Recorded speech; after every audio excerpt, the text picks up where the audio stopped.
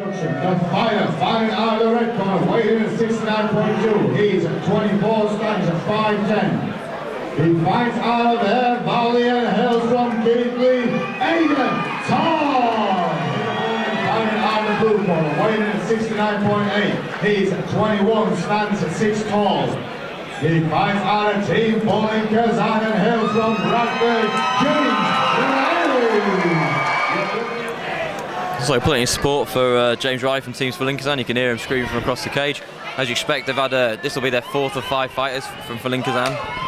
And let's get underway. Good solid teams again, brother. Yeah, no doubts about it. Just saying, Aidan's going to probably have a very strong ground game based on the sort of training partners he's got available, and it's going to be exactly the same for James. With his stance and his boxing. Yeah, lovely his head work. movements is good. Nice head kick there from James, just a little bit short on it, and a good chopping right hand from Aidan over the top there as well. Good head movement there as well. Sharp little low kicks, just sort of just testing the ground. He's got very sharp hands as James at a lightweight, and it's the same with Aidan. You know, these guys have both got a good stand up, and we'll see what kind of catch from there.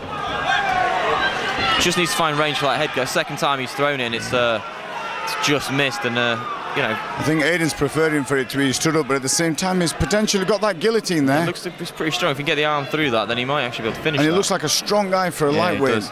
Very big guy for a lightweight, very big. You know, James is pretty tall, though. It's sort of 6 foot of lightweights. It's a reasonable height, is that? So you know, if he can use his legs well, and if it does hit the floor, could be susceptible for a knee here if he's not careful. You have to be very careful, though. It's looks like he prefers those short punches, does Aidan. Like you said, he's got really nice head movement as well. Like he's in the pocket there, and he's got nice head movement, looking for that overhand right. Good, short, sharp hands. He seems to be by James firing off the trigger a little bit quicker than James when it comes to the punches. He is, yeah, and James is looking to sort of drag this to the mat for a little bit and get a respite from those short punches. But without success so far, he's tried across the other side of the cage, and again, Aidan's doing the same. He's just using that underarm and keeping him up, yeah, which at the same time leaves you open as well if you're not careful, you know, for knees, etc. Yeah, he's finally got into the mat there. Did very well to avoid being swept there, did James as well, actually. Kind of set his hips quite heavy fairly early on there. Probably look to establish and get that head out first, look to advance position. Aidan's in a bit of an awkward position up against the cage there, with James looking to move to side control, which I think he's just about achieved there as well. Yeah, but I think you might want to utilise that for a bit of a wall walk if you can. If he can get there, yeah, that's it. You know, there was a semi hook in there. A little bit of ground and pound from James is no bad thing there. Looking to establish a bit of pressure on the floor and maybe slow this fight down James slightly. To work his way to side control there. Yeah, he's got his legs up tight as Aidan as well. He's keeping himself fairly hard to pass there into either full mount or side control. He's doing a good job. But yeah, you're right. I think if James can get to side control and get him pushed against that cage, he can probably unleash some of these shots. I mean, the thing is, if Aidan's bringing striking to the game, and then he's got people like Dwayne from Air Valley Martial Arts who are refining his ground game, then hopefully that's the package there in itself. Yeah, that's it. In a couple of fights, we could see a heck of a fighter, really. And it's not to say he's not good now. Just you know, that sort of team behind him will do him really, really well. And I'd expect James to be a very complete fighter, fighting out of full in Kazan. He'll have the whole gamut of skills. You know, and he's showing most of that now as well. You know, that strong top control that they love at full in Kazan. Well, good calibre of fighters come out of that gym. Yeah, they do. So it can only do him well. That's it. So James will come in there and look to speak maybe how he can capitalise on that top position a little bit better. Had to work very hard for that takedown, which you know.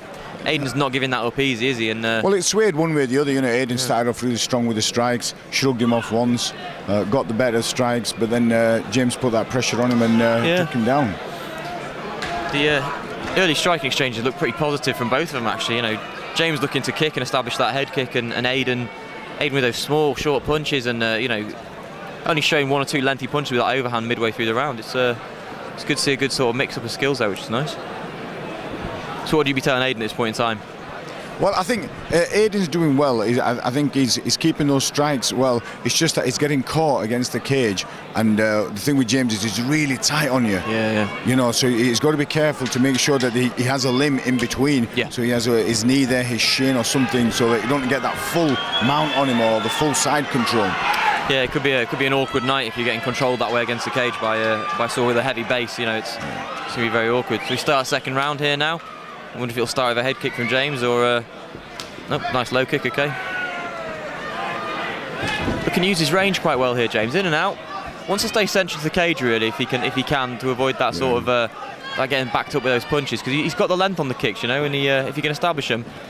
And he's using those kicks well, whereas Aidan has, has chosen not to kick as much. Yeah, that's right. Just getting behind his hands, isn't he? You know, and he's getting some success with his hands there. But you could see a repeat of last round with this sort of heavy pressure takedown. Punches from the combinations from Aidan, they're very good, but needs to maybe just like lessen the volume and increase the accuracy slightly, just to get a bit more bang for his buck there, really. And James will just step behind this leg. Yeah, he's looking to pinch that and hopefully run the pipe at some point as well and complete that takedown. He's looking to play the strong single, and it's the right thing to do. As he's there, he's trying to run the pipe there and isolate that leg, but good takedown defence from Aidan there. Yeah, and I think for Aidan, he's trying to keep this stood up so he can utilise the obvious skills he's got with boxing. But he's taken down the exact same way he was in the first round as well, you know.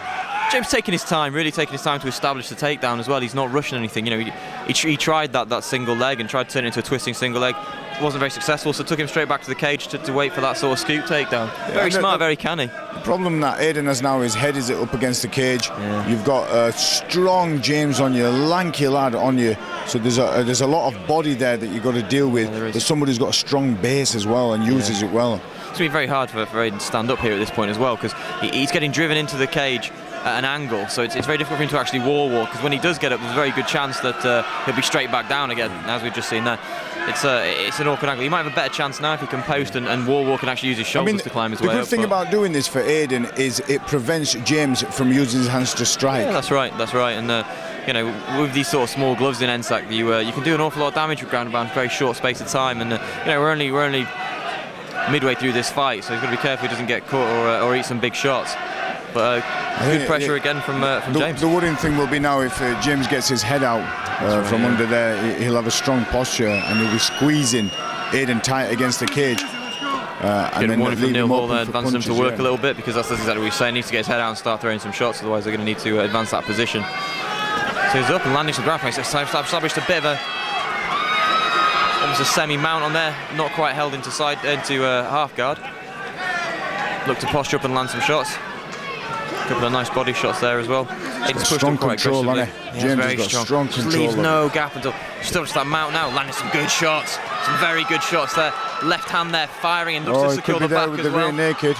Might want to switch his position to come back to mount and maybe finish a few more strikes there rather than finish that. A lot of success there. Good hammer fist there. He's really might be running out of time, you know. That's the only thing that might save him is the time. And there you go, called it. Good strong finish to that round. Yeah. You know, you gotta look at the judges there and say strong mount, landing some good leather shots. Like I said, if the 30 seconds more, that could have been a finish there. But you know, you play at the time allowed, don't you? So. Yeah, I mean, with Aidan, he's got to be coming out now, and he's got the hands, but it seems like James is a little bit more skilled on the floor. Yeah. And making the right decisions with the takedowns. You know, he's trying to slow him down with his hands, get him up against the cage, and make life really difficult for Aidan to create some space and actually get some power behind his punches. And James ain't worried about taking some, sacrificing and going in for the shoot. He's obviously got a good stand-up game, James, as well. But like you said, his advantage is clearly in the takedown and the position on the floor as well. And you know, why put yourself through a stand-up battle if you can establish that position to dominate on the floor? You know. We're looking to win these fights, aren't we? So you know that's the way it's got to be played out. Both fighters looking like they're breathing a bit. Yeah. James less so, perhaps. I think there's an air of confidence around James now. Yeah, it seems confident. Seems like he's keen to get involved in this third round. So we'll see how the stand-up goes from this round as well. See how the start is. It's very heavy on that front foot, is James. In the long term, he's going to have to be careful about eating a lot of leg kicks, because he's very heavy on that front foot. And you know, there's a good chance if Aidan had a stronger kicking game, he maybe would have taken advantage of that slightly. I think Aidan's doing a bit of chasing now just to try to close the cage on him and release some of those big punches. Lovely right hand there, timed that well. Exactly what you're saying there, trying to close him down and limit his lateral and his cage movement as well, and try and land a couple of big shots and stuff. But breathing heavily out of his mouth at the moment, so probably not looking to flurry too much. Good right hand again, coming over the top, it's good. The thing Aidan has is he can throw those heavy punches, but they've got to be controlled. So if you don't lean over too much, over exaggerate, and then get caught himself and take him down. He's managed to hit a good sprawl there, but I think he's going to struggle to actually see him off completely. I think James is going to get his hips underneath him and look for a similar takedown that he's used in stage 1 and 2. Pinch the legs together and try and drag him down the cage as opposed to the big I think slam. he's clasped his hand, so it would appear that it's inevitable. There is an area of inevitability about that. Good little hook. And here we go. He's fighting a smart fight, James, there, really. Yeah, he's obviously got a really nice cage takedown. Uses the cage really well, gets his pressure on him tight and isn't looking for that elaborate takedown, just looking to just drag him to the mat and beat up on him. And this must be really frustrating for Aidan because he just wants to get up and bang. And, and he's really getting zero chance to do so as well. He's great hammer fist there. Lovely right-handed hammer fist from James Riley, and Aidan really struggling to get anything going here, unfortunately. He's obviously keen to get up and engage, but he's just struggling with the advanced top pressure of James Riley at the moment from Falin Kazan, and moved into that side control, trying to get the arm out. If he can get his head up, there could be a chance for some quite nasty ground and pound here. Really impressed with James's cage work. Constricted against that cage, isn't it? He is. He's taking the mount there again, and like I said, he's just we can hear Mark Spencer screaming, "Make him pay," and tee off, and it's Aidan's making it very hard for him. He's fighting the smart fight when it comes to defending himself, but he's not advancing his position. He's not going to be able to. He's not going to win anyone's affection on the scorecards, unfortunately, in this position. So, heavy hips from James, still keeping pressure on him, and Aidan trying to post and get back to his feet, but leaving himself in an awkward position, really. Getting a warning from Neil Hall there, telling him not to grab the gloves, and the back control from James there's pretty comprehensive. Looking to hit the body now. He's not really in much danger of getting turned round here because his hook is really deep in there. I'd just like to see him try and finish this choke if he can manage it. He's still on his back there. You see, Aidan tried to run with 10 seconds to go. There's looking like this is going to go to the judges. Yeah. And there's been a really strong game plan from James. It's been a frustrating fight for Aidan as this. Yeah, and a very well fought by James. And good from both of them. But we'll have to see what happens from the judges. But looking like James has taken that.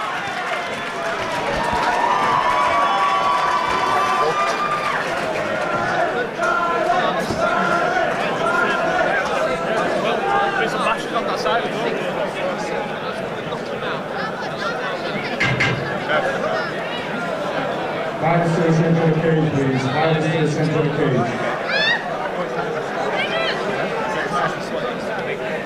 Ladies and gentlemen, after 3 hardcore rounds, we go to the judges and scorecard. All 3 judges score this in favour of your winner. In the blue corner, James Riley.